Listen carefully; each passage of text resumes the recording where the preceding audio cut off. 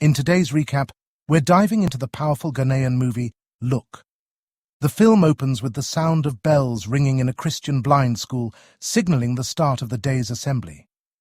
The students gather and sing a worship song to thank the Lord, setting a peaceful tone. Though we quickly realize that the calm exterior hides a much darker reality. The next scene introduces Zack, a new blind student, who is escorted to the school by a woman. At the school gate, Zack meets a man who confirms that he's in the right place. After introductions, Zack is welcomed inside, and he soon meets the founder of the school, a stern and imposing figure.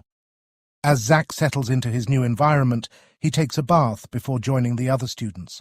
During his first meal in the canteen, Zack is introduced to the other students.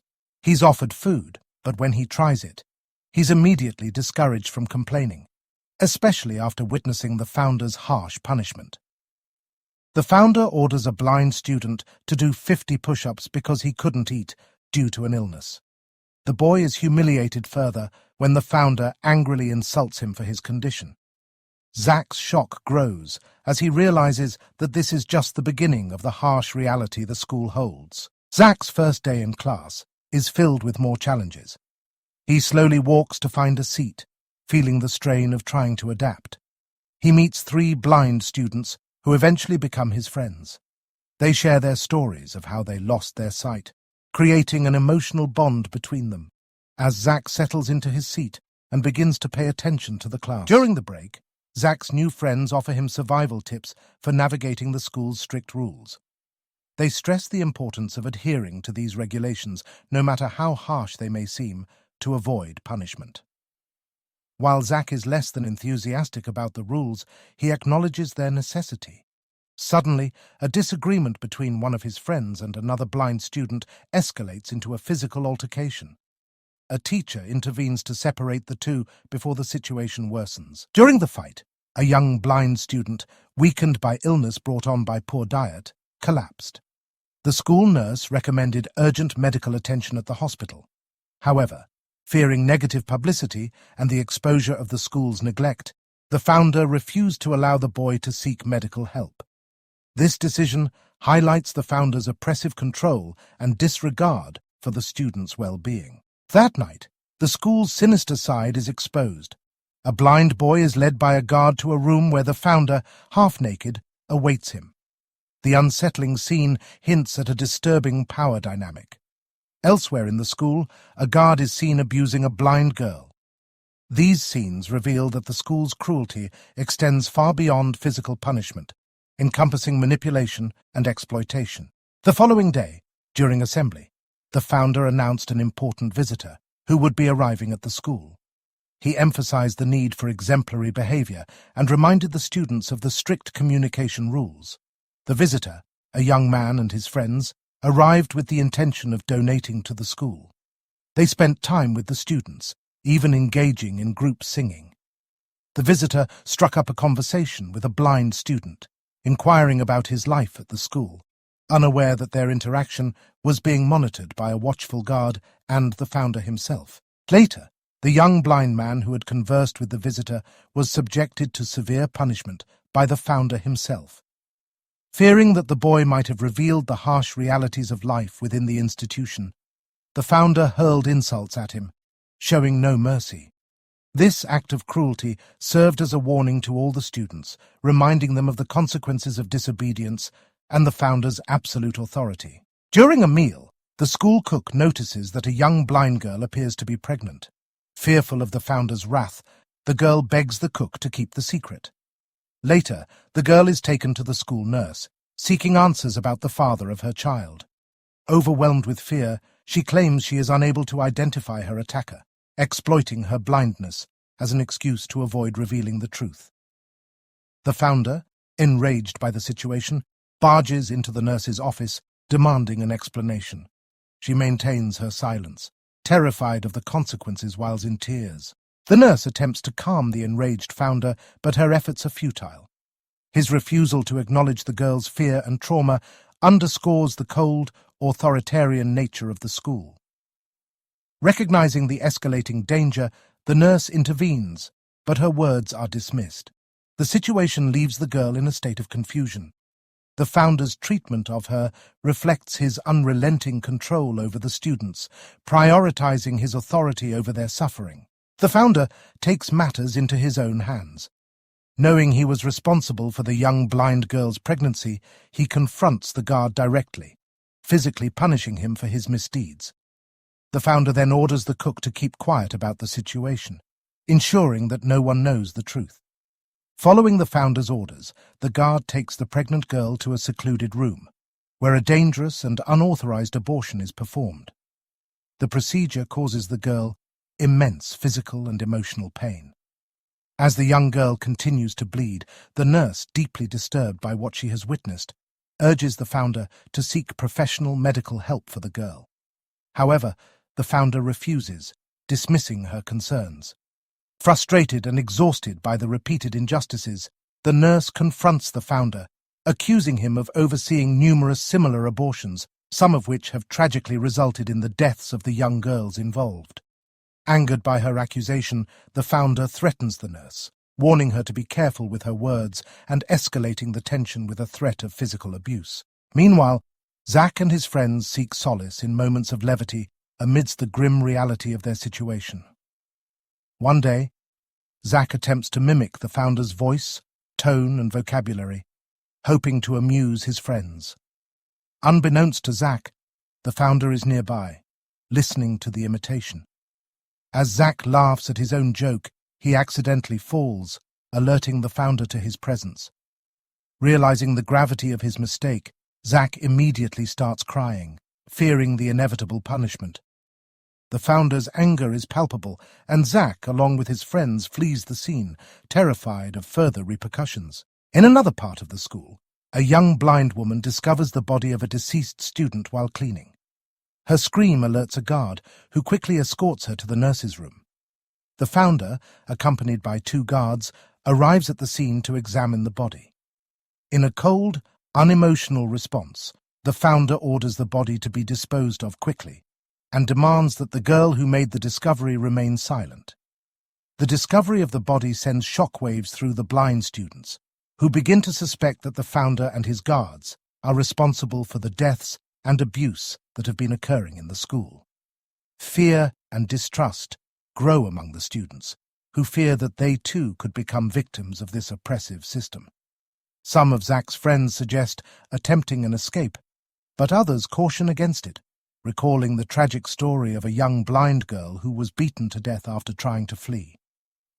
The bell rings, signaling the end of the break, and the students are herded into the assembly area, their minds racing with the implications of the night's events. One day, a blind girl is caught with hidden bread, and the guards immediately accuse her of stealing. She is publicly punished as an example, instilling fear among the students. Zack and his friends continue to endure the oppressive environment, but the tension in the school grows. The cruelty of the founder and the guards is unrelenting, and the students increasingly feel like prisoners. One night, Zack is taken to a room alone with the founder. The founder attempts to abuse him, but Zack, desperate to escape, uses an object to strike the founder and flees. The founder calls for a guard to pursue him, and Zack, knowing he is being hunted, navigates the school's dark hallways in search of an escape. After a tense moment, he finds a hiding place, waiting until the guard loses his trail. Zack eventually makes his way toward the main gate, carefully counting his steps. When the gatekeeper leaves for an emergency, Zack seizes the opportunity, opens the gate and runs out, praying for salvation. The guard searching for Zack eventually reaches the gate and discovers it open. Realizing Zack has escaped, the guard gives chase and catches him, bringing him back to the founder. In a furious rage, the founder beats Zack severely, pushing him to the brink of collapse. Zack is then taken to the dreaded hole, a dark, isolated place where students are kept as punishment for their defiance. Zack's friends, worried about his disappearance and suspecting he has been taken to the hole, decide to investigate. One of them, familiar with the path to the hole, leads the others in search of Zack. That night, they sneak out of their dormitory and, using all their courage, find Zack in his weakened state. They help him out of the hole, though he is barely able to walk. Together, They form a plan to escape the school and save their lives. The group makes their way toward the main gate, but their attempt is foiled when the founder, armed with a gun, shoots at Zack. In a moment of confusion, Zack suddenly wakes up, realizing it was all just a bad dream. After days of suffering, Zack asks for food, and the next day, the founder orders his guards to release him from the hole. The following morning, a guard notices Zack's absence from assembly and angrily reprimands him. The guard's behavior reflects the founder's unrelenting control over the students. During class, a teacher, noticing Zack's lack of attention in class, approaches him. The teacher tries to engage Zack, but Zack becomes defensive and struggles to explain himself. The teacher takes Zack to the nurse, hoping to understand the cause of his behavior. However, Zack refuses to answer any questions, and the tension in the school continues to mount. In a moment of rebellion, Zack hides a pair of scissors, preparing for the challenges that lie ahead. But ultimately, he knows that he must find a way to survive within the confines of the oppressive institution. That night, two young lovers, blinded by their desire for freedom, attempt to escape the confines of the oppressive school. Tragedy strikes as the young man is electrocuted while attempting to climb the electrified fence. The incident sends shockwaves through the school, leaving the remaining students shaken and fearful. The founder, enraged by their defiance, punishes all the students by withholding food for an entire day, showcasing the lengths he will go to maintain control. In a somber ceremony, the students gather to mourn the loss of their fallen comrade. They sing a mournful farewell song, their voices filled with sorrow and defiance. The song echoes through the halls of the institution, a poignant tribute to the young man who dared to dream of freedom. Here is a sample of the song.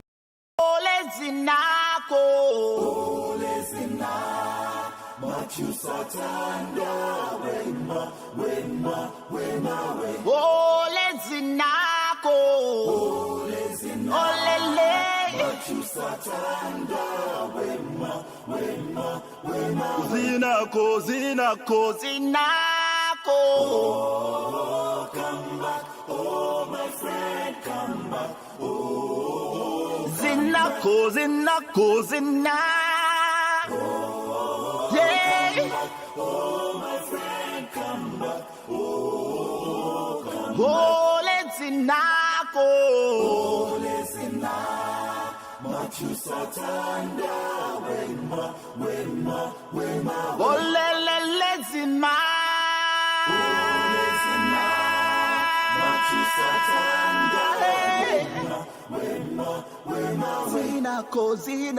Zina. Oh, come back. Oh, my friend, come back. Oh. Despite the tragedy, Zack and the remaining students continue to dream of freedom. They are fueled by a sense of defiance and a longing for a life beyond the oppressive walls of the institution.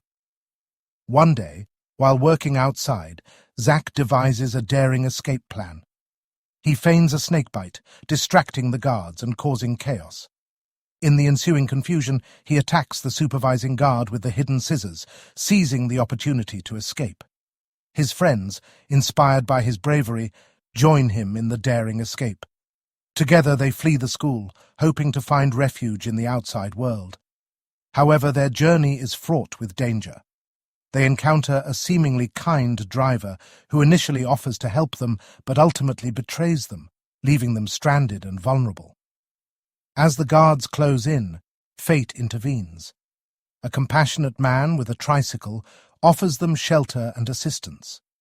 With his help, they manage to evade capture and continue their perilous journey. Zack and his friends, hearts pounding with excitement, escape the confines of the school, riding away on a tricycle towards what they believe is freedom. The cool night air brushes against their faces, carrying the promise of a new beginning. They imagine a future beyond the oppressive walls, a future filled with hope and possibility. However, their brief moment of joy is shattered by a cruel twist of fate. The tricycle driver, a well-meaning but misguided individual, spots the group wandering aimlessly, thinking of returning them to the school.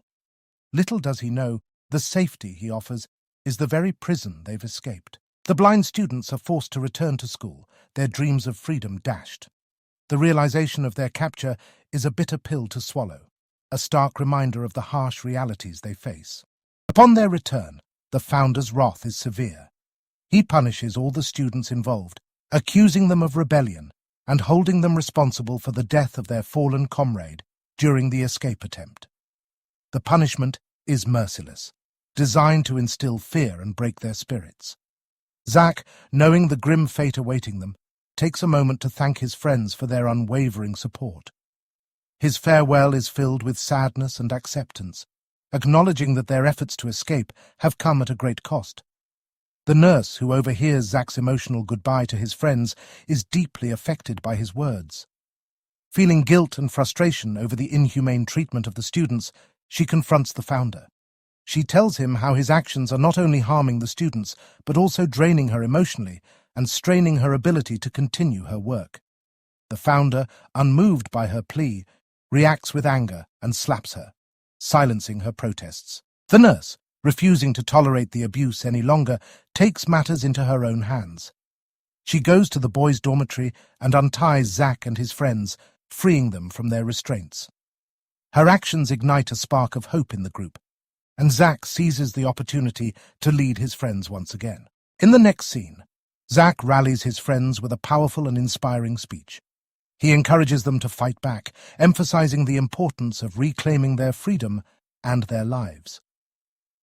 "We have nothing left to lose," he tells them, his words igniting a newfound sense of courage among the group.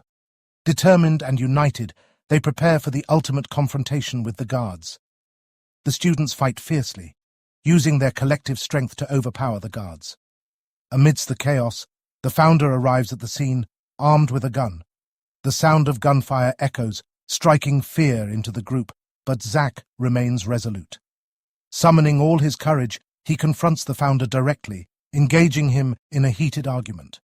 In a dramatic turn, Zack manages to wrestle the gun away from the founder. With the tables turned, Zack shoots the founder in the leg, incapacitating him and symbolically ending his reign of terror. The film concludes with Zack narrating their ordeal to a group of people. His voice, heavy with emotion, recounts the hardships they endured and the unsafe environment they were forced to live in. Though their escape marked the end of the founder's oppressive reign, Zack's words reveal the lasting emotional scars that continue to haunt them. The film serves as a poignant reminder of the resilience of the human spirit and the enduring power of hope, even in the darkest of times.